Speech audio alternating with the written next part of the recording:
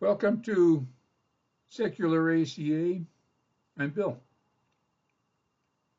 In past videos, I sketched out the principles of Secular ACA.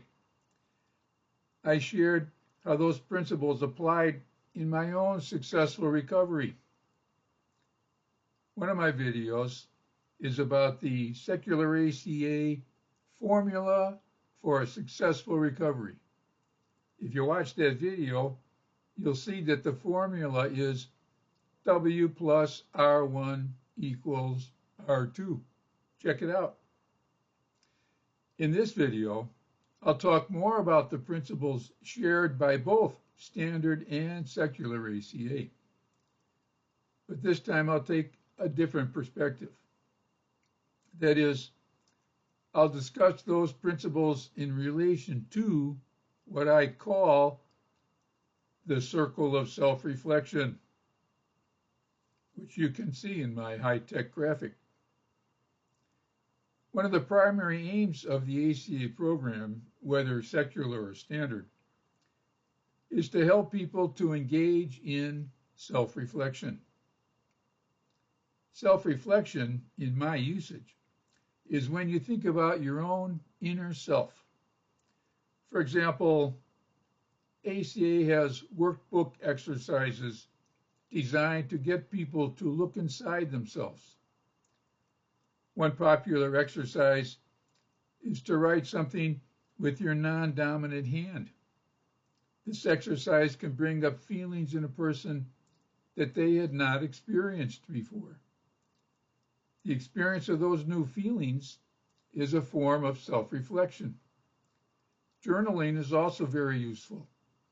Practicing self-reflection can increase a person's self-awareness. Just to say the words I or me entails an act of self-reflection. Unlucky people who have had childhood trauma can only recover from the ill effects of such trauma by increasing their self-awareness. As a person becomes more self-aware of the pain or anger or low self-esteem childhood trauma has left with them, they're in a better position to reparent themselves so that the ill effects can be cleared away and the person healed. Recovery is often a process of just making the unconscious conscious. This process requires self-reflection. Two of the most important concepts in ACA are that of the wounded inner child and that of learning to become your own loving parent. Every human being has an inner child. That's just part of the human mind. But the folks who are attracted to ACA tend to be people who have a wounded inner child. That condition can make getting along in society difficult. It can cause a person to engage in self-sabotaging behavior in their work or their social life. Having a wounded inner child in one's subconscious mind can drive a person to excessive drinking, drug abuse, antisocial behavior, and a lot of other things. In ACA, people not only learn about the existence of a wounded inner child, but they are helped to engage in the kind of self-reflection that is necessary to bring the unconscious wounded inner child into their own consciousness. The first step is to reflect upon oneself in an effort to find the wounded inner child, which is within oneself. Secondly, once the wounded inner child is identified, the person must devise his or her own way of reparenting that inner child so that the wounds can be healed. Recovery then is largely a process of self-reflection. You have to look within, feel your pain or your anger or your self-loathing or other wounds from childhood trauma. Then you have to find your own way of reparenting so that the wounds will be made to disappear. All of this is contained within the process of self-reflection. Those folks with the courage and determination to go through the process of healing will feel a sense of wholeness they never knew was possible. Feeling wholeness is one of the rewards of recovery. Another reward, of course, is that you're rid of the wounds that bad parenting left you with.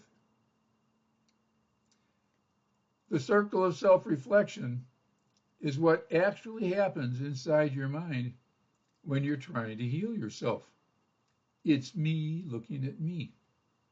When you do this, you will learn more things about yourself in a quantitative sense, and you'll go deeper into yourself in a qualitative sense. The more you make the unconscious conscious, the deeper in yourself you go.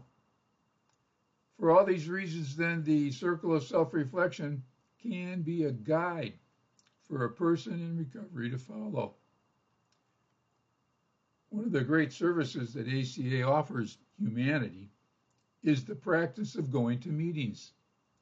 ACA meetings are self-organized, self-financed, and self-directing events.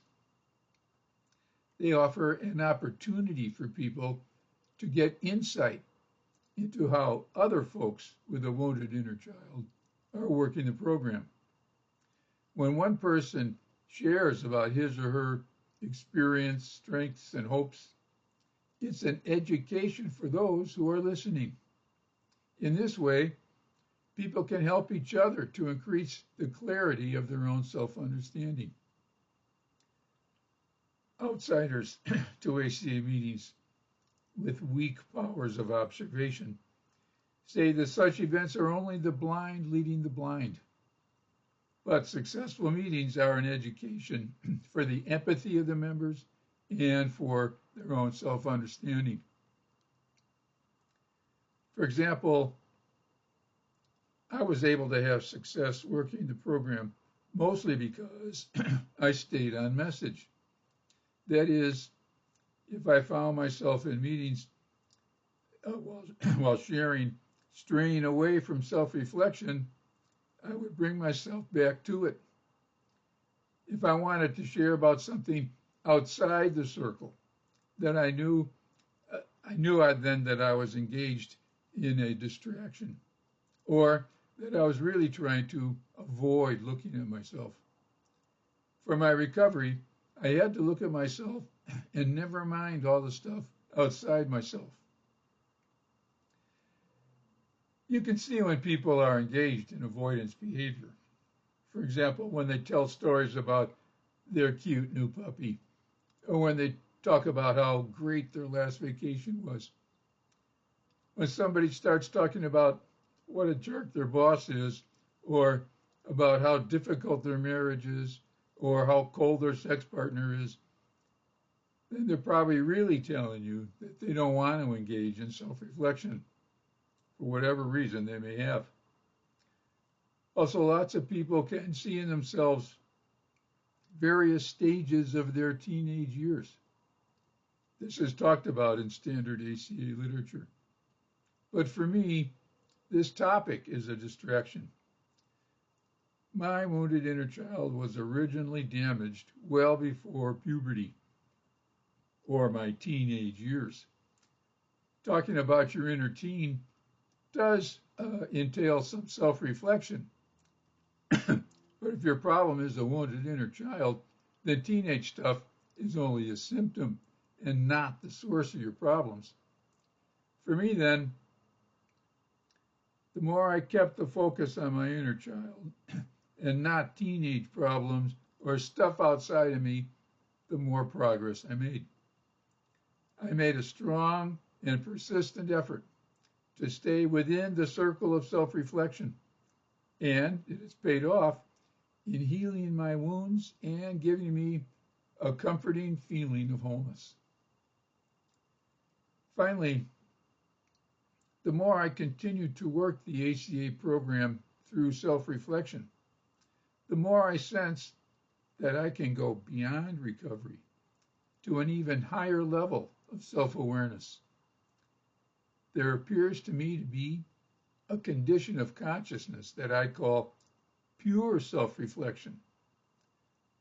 I'll report on my research in that direction another time. So in conclusion, ACAers, whether standard or secular, can make the circle of self-reflection their guide for learning to work the ACA program well. Feel free to leave comments, questions, objections, or whatever you want to say in the comments section.